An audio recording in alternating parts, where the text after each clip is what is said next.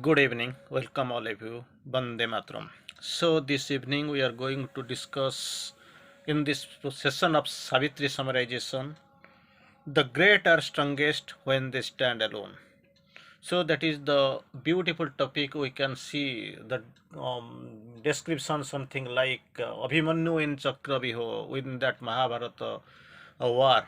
So, like this, we can find the description of Narada and of course this same type sequential description you will find alone she can save herself and save the world. So this is the topic of discussion. We can find the great are strongest when they stand alone. So we can find this is the great description by Narada as given. She only can save herself and save the world. So we are going to discuss it little bit into. We are going, of course, in brief. This is the session of summarization. It is a big one. It is a great topic and one of the biggest cantos we have ever seen. That time, this time we are going to discuss it in brief and only we are going to find the gist. Sri Aurobindo, the initial line, very first line, Sri Aurobindo quotes, a silence sealed the irrevocable decree. The word of fate that fell from heavenly lips. We already know, 12 sweet wings months are given to him and her. This day returning, Satyavan must die. So they are the fate of both are indissolubly linked, and they have been given only 12 months. So later, what is going to happen? Already, Savitri has rejected the ideas given by the human mother. She is firm, and she will carry out her life with the being hand to hand in with Satyavan. So anyway, we are later we find the mother's utterance. Seer to Narada, we can find man's revolt against his ignorant fate. These are the wordings we find. O seer in the earth's strange twine-natured life. In this earth's strange twine-natured life, by what pitiless adverse necessity, that is the revolt, by what pitiless adverse necessity or what cold freak of creator's will, by what random accident or governed chance that saved a rule out of for twist of steps, made destiny from an hour's emotion. From an hour's emotion, destiny is been created, established. So came into the unreadable mystery of time, the direr mystery of grief and pain, because only 12 months, after 12 months, the human mother of Savitri can estimate what is going to happen in her outward or surface phenomenon, surface thought. Then what is again we can find her lines like this. Then you can find when evil twined with good on earthly soil, then first appeared the malady of mind, its pang of thought, its quest for the aim of life. Like this, actually, there is a big revolt from the human mother. Anyway, she quotes again. Our life was born in pain and with a cry. Our life was born in pain and with a cry. Then later we can find a grisly company of maladies. A grisly company of maladies come, licensed lodgers into man's bodily house. Then we can find later life's marble mist, its an art gone wry, a seeker in a dark and obscure place, an ill-armed warrior facing dreadful tasks, odds, ill-armed warrior facing dreadful odds, an imperfect worker given a baffling task, an ignorant judge of problems ignorance made. So these are the big revolts of the human being from the lower hemisphere against the fate so-called. Sri Aurobindo quotes again mothers another few lines we can quote here. Virtue is a grey bondage and a gaul. Virtue is a grey bondage and a gaul. At every step is laid for us a snare. At every step is laid for us a snare. Then you can find a growing register of calamities is the past account, the future's a book of fate. So later we can find an idiot hour destroys what centuries made. His wanton rage or frenzied hate lays low. The beauty and greatness by his genius wrought and the mighty output of a nation's toil. Later we can find his will conspires with death and time and fate, his brief appearance on the enigmaed world.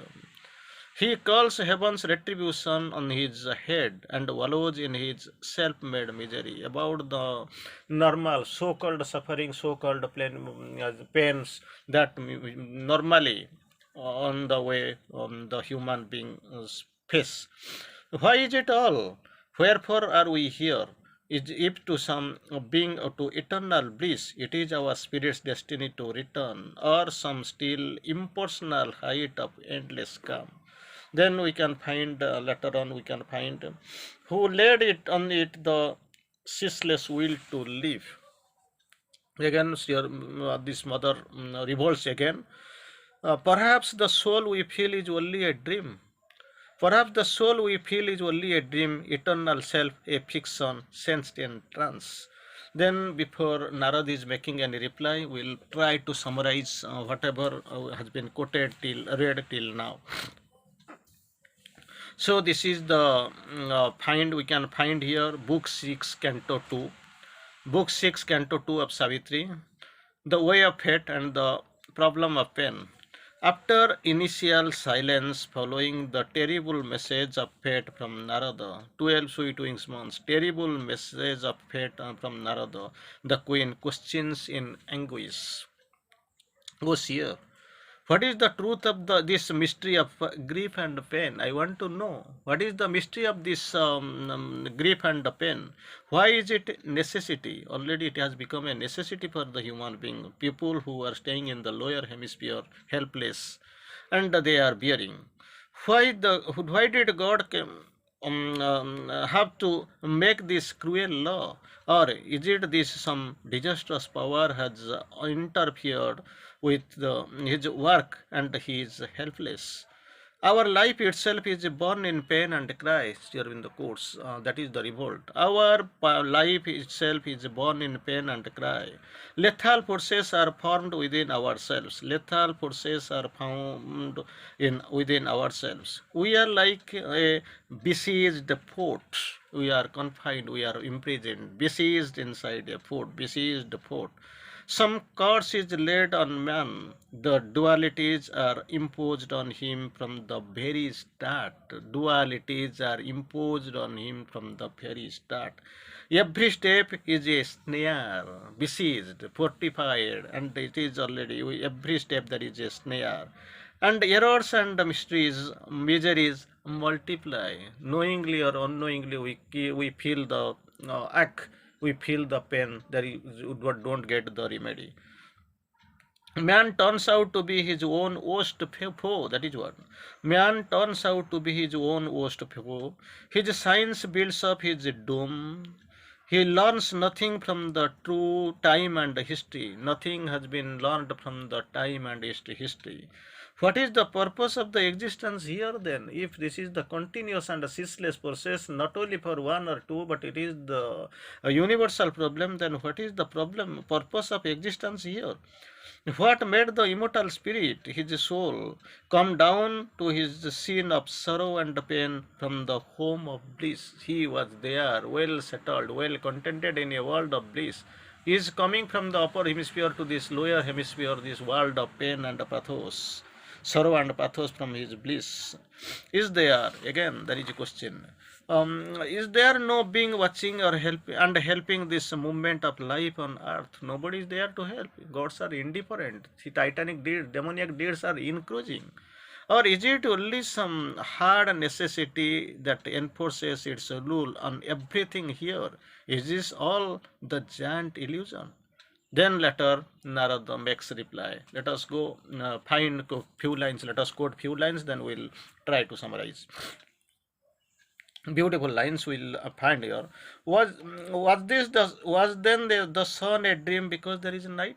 Night is sure, it is coming every day. Then if the night is arrival of night is certain, then do you feel sun is a dream? Hidden in the mortal's heart, the eternal lives. It lives secret in the chamber of thy soul. Then, O you queen, thy thought is a light of the ignorance. Thy thought is a light of the ignorance. Again, pain was the first born of the inconscience which was thy body's dumb original base. First born of the inconscience pain that is the body's dumb original base. By pain, a spirit started from the cloud. By pain, life stirred in the subliminal deeps. Then we can go letter. Pain is the hammer of the gods to break. Pain is the hammer of the gods to break a dead resistance in the mortal's heart. Later we can find still in the course.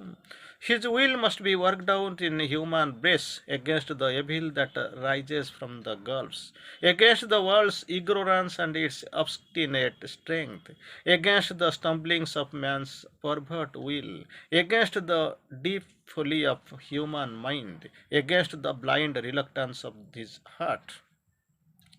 The spirit is doomed to die till man is free. Again, just imagine how it is going on. The Son of God, born as the Son of Man, has drunk the bitter cup on Godhead's debt. He is accountable. He is taking all the responsibility to pay up the debt, Godhead's debt. The Eternal suffers in a human form. He has signed salvation's testament with his blood. Then we can find he who has found his identity with God pays with his body's death his soul's vast light. His knowledge immortal triumphed by his death again. But when the God's messenger comes to help the world and lead the soul of earth to higher things, he too must carry the yoke he came to unloose. He too must bear the carry the yoke. He too must bear the pang that he would heal. That is what it is destined. Again, we can find the fire, the strife, the wrestle are within. He carries the suffering world in his own breast. Then later, a siege, a combat is his inner life. Siege, a combat is his inner life. Then we can find he is the victim of his own sacrifice, and the immortal, bound to earth's mortality. As we can know that from the Samudra Manthan, that poison came and Nilakanta, Mahadeva drank it and his throat became blue. He was considered, he is named as Nilakanta, like this. He wears the blood glued fairy centaur shirt, and the poison of the world has stained his throat. This is the what really. The poison of the world has stained his throat. Again, we can find he must face the fight, the pang, who would conquer hell. Then, still in the course, man must overcome that this hidden foe is lodged in the human breast. Man must overcome or miss his higher fate. This is the inner war without escape. He must overcome or miss his higher fate. This is the only two things, two ways are there in front of him. Again, Narad tried to explain. Hard is the world redeemer's heavy task. The world itself becomes his adversary.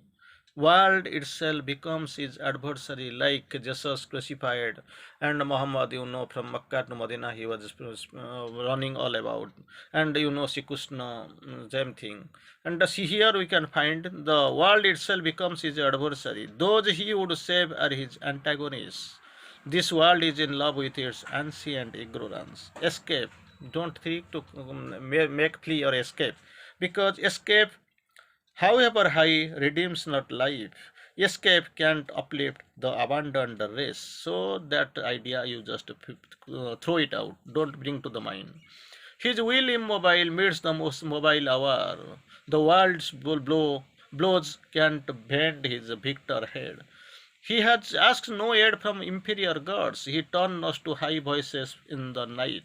His eyes are fixed on an immutable aim. Then Sri Aurobindo quotes, these are the so brilliant topic, you can imagine what really is there. It is everything has been contained, everything has been analyzed, discussed, and of course narrated. But thing is that we are helpless, because we are staying confined to the summarization only, taking this. He has seen God's slumber save these magic worlds, and he has watched the dumb god fashioning matter's fame. Again, we can go on. He must pass in order to pass to the other shore of falsehood sea. He must enter the world's dark to bring their light. The heart of evil must be bared to his eyes. He must learn its cosmic dark necessity. Then he must enter the eternity of night and know God's darkness as he knows his sun. The superconscient beam shall touch men's eyes, and the truth conscious world come down to earth, invading matter with the spirit's ray. The body's self test immortality. Then shall the world redeemer's task be done. Here also the sage, heavenly sage is not stopping. Then also there is also another. A little bliss is lent to thee from above, a touch divine upon the human days. Again, he takes by storm the world and fate and heaven. He takes by storm the world and fate and heaven. He comes not to the high world maker's seat. Then we can find another letter, we can see. His little eye has swallowed the whole world, that ego. He sees his little self as the very God. His ego has stretched into infinity. Then later, bliss is the Godhead's crown, eternal free. And then calm is the self's victory, overcoming fate. Even pain and grief are garbs of world delight. Then we can find later also, another part also it has been continued by Narada, the heavenly sage, man divine. O mortal, who complainst of death and fate, accuse none of the harms thyself hast called. Then later we can go little forward. Still in the course very interestingly. This giant, perplexed and discontented world, this haunt of ignorance, this home of pain, there are pitched desires, tents, griefs, headquarters. A vast disguise conceals the eternal bliss. So disguise, perversion, this expulsion, coming down, lower to higher, so many ways Narada tries to explain. Let us first do one thing. Let us first try to summarize, then we'll go for the next part. Narada replies after a silence, is the sun a dream because there is a night? Hidden in the secret chamber of thy soul, there dwells the eternal. He lives inside us, impassive, of course, dwells it inside, hidden. Thy thought hides him from thee. Thought hides him from thee. It is because earth's joys sought thee from the immortal's bliss. Earth's joys sought thee from the immortal's bliss, that is need of pain. And that the need of pain and the suffering arose. For that reason is that suffering arose because the earth's joys has sought it from the immortal's bliss. As the bliss is not immortal, bliss is not coming, so there is actually rising of pain and sorrow, suffering. Without undergoing pain, there can't be joy in this world of ignorance. World of ignorance, you can find joy only by undergoing going pain. Pain is the hammer of the gods. Pain is the hammer of the gods to break the resistance in the mortal's heart. It has got necessity. Without this pressure, his soul would remain content at age. So pain has got its need and necessity. Till man is freed, pain is inevitable. He who would save the world must share its pain. That is the law of the incarnate God. The cross and the stake are his lot. Calvary and the slot and cross are his lot. A concealed dark hostility, again, next page. Concealed dark hostility is lodged in the depths of the earthly existence and that opposes the world's march at each step. This is the adversary that has to be fought in the 100 ways. This adversary we can find, we can feel, we meet, we come across on the way. It has to be fight in many ways, in 100 ways, as in many places. He misleads, deforms, and defeats. Man must overcome the hidden foe. That is what the only thing. Man must, there is no other go. The task of the world redeemer is hard. Already we have seen. The task of the world redeemer is hard. Hard is the world redeemer's heavy task. The world he came to save itself becomes the adversary. Man refuses to accept him, only a few are saved. Till the evil is slain, the labor must go on. Labor must go on till the evil is slain. One who will accomplish this high task may yet come. And again, he will invade the last post of the ignorance and inconscience with the undying light of God. So this thickness of ignorance, inconscience, it is so thick you can, that layer is so thick. Only the divine light, maybe from the light from the supermind, supramental light, they can come and penetrate and change and conquer matter, sleep. Then only shall his work task be done. Till then, man must bear the law of pain. Law of pain, and man has no other goal, other way but to accept it. He must lean for support on heaven's strength. He must learn to lean to for support on heaven's strength. Man should not attempt to storm the gates of heaven by the violence of the Titan. Man should not attempt to storm the gates of heaven by the violence of the Titan. The Titan's way leads to destruction. So it is not the solution, Titan's way. If you are trying to face, combat, and assail, that is only bringing destruction for you. Suffering is not end. Bliss is the crown. That is what Sri Aurobindo tries to quote. This suffering, whatever you are facing and bearing right now, that is not end. Bliss is the crown. Bliss is the very stuff underlying on the lives. It is the soul itself that has chosen the adventure of abyss and the ignorance. Adventure of abyss and the ignorance the soul has chosen. Out of his bliss, its a blissful felicity, it has come to taste the marvel and infinity possibility of the unknown. It is the soul's choice. Soul has decided. This vast disguise conceals a play of the eternal's bliss. That has been concealed. Play of the eternal's bliss is concealed. Then Aswapati answers questions, asks, is fate is all? Is the spirit ruled by an outward world?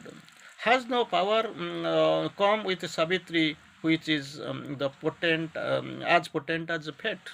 That's what he's asking. After a long delay, long hour, I felt something, some power has come with her. Is not that the compare of the fate? Narada then replies beautifully. We can find, and let us read a few lines. Then we'll go for the Narada's reply in deep. Aswapati answered to the seer, is then the spirit ruled by an outward world? O seer, is there no remedy within? But what is fate if not the spirit's will? After long time fulfilled by cosmic force, I deemed a mighty power had come with her. Is not that power the high compeer of the fate? That's what it is a jigyasa. Aswapati wants to know. And Narada, of course, answered covering truth and truth, not giving the 100% truth. O Aswapati, random seems the ways, alone whose banks your footsteps stray or run. Then later we can find heaven's wiser love rejects the mortal's prayer, unblinded by the breath of his desire, unclouded by the mist of fear and hope. It bends above the strife of love with death. Then a greatness about the daughter, the power that Aswapati is questioning. A greatness in thy daughter's soul resides that can transform herself and all around, but must cross on stones of suffering to its goal. That is what everything it has to be done. Then what is the remedy here in the course? If human will could be made one with the gods, if human thought could echo the thoughts of God, human will could be made one with the gods. Human thought could echo the thought of God, then man might be all knowing and omnipotent. But now he walks in nature's dubious way. Yet can the mind of man receive God's light? The force of man can be driven by God's force. Then is he a miracle doing miracles, for only so can he be nature's king. That is the only thing, nothing more. So it is there. O king, here in the course, fate is a true truth working out in ignorance. O king, Narada's reply. Thy fate is a tremendous transaction done at every hour between nature and thy soul, with God for its foreseeing arbiter. Man fate is a balance done in destiny's book. Man can accept his fate, he can refuse. O man, the events that meet thee on thy road, though they smite thy body and soul with joy and grief, are not thy fate, they touch thee a violent pass. Again, arising from the tragic crash of life, arising from the body's torture and death, the spirits rises mightier by defeat. Again, O soul, intruder from nature's ignorance, armed traveler to the unseen supernal heights, thy spirit's fate is a battle and a ceaseless march against invisible opponent powers. Again, we find something, a great description, still in the course. In vain thou mournest that Satyavan must die. His death is a beginning of greater life. Death is the spirit's opportunity. A vast intention has brought two souls close. Two souls coming closer, there is a vast intention. And the love and death conspire towards one great end. For out of danger and pain, heaven's bliss shall come. Time's unforeseen event, God's secret plan, it is going to happen. Then quotes here in the course, this world was not built with random bricks of chance. A blind God is not destiny's architect. Then how it is built? A conscious power has drawn the plan of life. There is a meaning in its line and the curve and the line. So, against your Narada quotes, O Queen, strive no more to change the secret will. Strive no more to change the secret will. Time's accident are steps in the vast scheme. Then later we can find a beautiful description, because this is every word is actually touching, everything is actually very much exclamating. We can find the great are strongest when they stand alone. A God-given might of being is their only strength. They don't ask anything from the inferior gods. They are self-sufficient. They are well accomplished. They have come with the same mission and vision with better preparedness.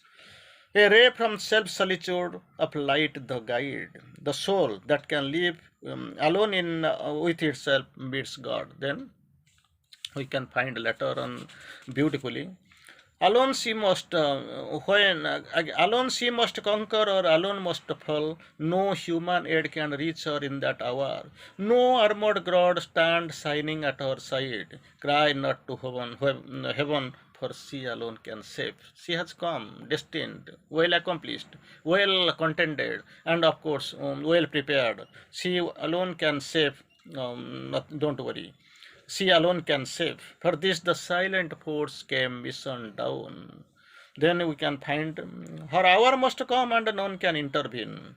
Come not between her and her hour of fate. Think not to turn her from her heaven sent task, sent by the heaven sent task. Thou hast no place in that tremendous strife. Thy love and longings are not arbiters there. Leave the world's fate and her to God's sole regard. Then Sri Aurobindo, fantastically, it has been described by Sri Aurobindo in the words of Narada. Think not to intercede with the hidden will, intrude not twist her spirit and her its force, but leave her to her mighty self and fate. Leave her to her mighty self and fate. Let us summarize. Let us summarize, and we'll come to the conclusion part later. In the end, here in the course beautifully. Then this is the great description. This is the great description we find here in the as described by Sri Aurobindo in the um, words of Narada, because he is explaining better. The ways of mortal way look like random movements. That's what Sri Aurobindo quotes.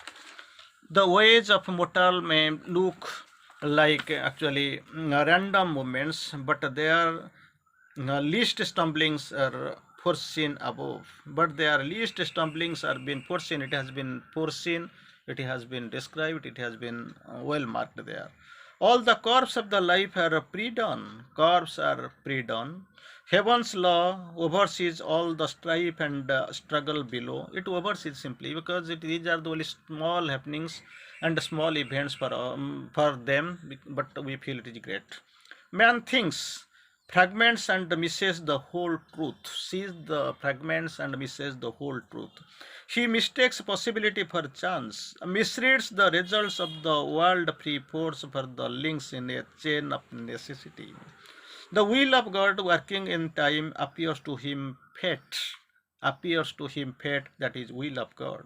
Man can really know the truth and be free only if his will could be made one with the gods. If he is known, human will is made can be made one with the gods, and his thought could be in tune with the thoughts of God. Even now, man's mind may receive God's light, and his force can be driven by the God's force. By only by doing so can he rise to be nature's king. That is what the requirement. There is possibility, but he has to know, he has to learn, he has to become, and he has to, of course, formalize, materialize everything. It is decreed that Satyavan must die. The hour is fixed, and also the fatal stroke. It has to come, it has to be materialized. No, there is no other go. What else is to happen is written in the soul of Savitri already, prefigured, foreseen, estimated, calculated. Fate is truth working out in ignorance. Fate is truth working out in ignorance. Man can accept his fate, he can refuse. Ultimately, fate is what the spirit of man chooses. Fate is what spirit of man chooses. Again, the fate of man is the battle and the ceaseless march Godward, ceaseless Godward march Godward against the invisible host of the adversary. All the adversities are there, but actually he's marching upward. He has got to advance relentlessly whatever disasters on the way. Disasters will come, they will try to stop it, they will check his speed, but his Godward move will never stop. At last, he shall cross the last borders of ignorance and arrive on the splendid peaks of God. Don't then advise, and of course, this is the warning from Narada. Don't mourn that Satyavan must die. His death is only a commences a greater life for man. All conspires to fulfill God's secret plan. Love and death conspire towards a great end. The world is not built with random bricks of chance. Many are the masons obeying the unseen that have built it, and of these master builders, Savitri is one. Of these master builders, many are there, and one of these master builders, Savitri, is one. She has come to finalize the fate, and of course, he was to get victory over pain, adversity, death, and of course, to overcome the fate. Oh, Queen, then don't strive any longer to change the secret will of God. Whatever is happening behind everything, there is the secret will of God. Don't try to change it. Intervene not between the changed life that the Savitris and between the charged life that is Savitri's. Savitri's life is charged life and the mighty fate that she is facing. She does not need thy help nor any gods. Does not need thy help nor any gods. A day may come when she has to stand alone and find to save herself. Day must come Like Abhimanyu, she has to stand alone and fight to save herself and save the world. Don't speak of the seek to deflect her from her single will. Single will that is enough to change the cosmic wheel. She is destined and she has come with the mission and mandate. Leave her to her mighty self and fate. That was Narada's warning, request, and of course advice to the human mother of Savitri. Then what happened after saying this? Narada is making quitting the earthly sin. Thus Narada speaks and leaves the earthly sin. His luminous body actually soars and disappears like a receding star in the light of the unseen. Receding star in the light of the unseen, like actually she speaks and leaves the earthly sin. But still a cry is heard in the infinity. Like we can find heavenly swords, Narayana always chanting Narayana, Narayana, Narayana like this. But his voice is heard in the infinity. Vast chanting the anthem of the eternal love. So let us quote and let us try to finalize the great and strongest when they stand alone. A God-given might of being is their only strength. And later we find the great conclusion here. He spoke, Narada, and seized and left the earthly sin away from the strife and the suffering on our globe. Here, strife and suffering that is in our goal, he left that atmosphere, that scenario. He turned towards his far off blissful home. There, everything is blissful. Here, suffering and strife. A brilliant arrow pointing straight to heaven, the luminous body of the ethereal seer assailed the purple glory of the noon. Assailed. The luminous body of the ethereal seer assailed the purple glory of the noon and disappeared like a receding star, vanishing into the light of the unseen. But still a cry was heard in the infinity, and still to the listening soul of mortal earth a high and far, imperishable voice. He has left, but actually his voice is heard. It is high and far, imperishable voice, chanted the anthem of the eternal love. So this glory of the eternal love, it starts anew, and there is a purpose behind everything, behind each stumble and fall, awakening, and of course uprising. We can find later what really is happening and where ends this glory and this glorious drama. Let us wait for the next chapter. Bande Matram.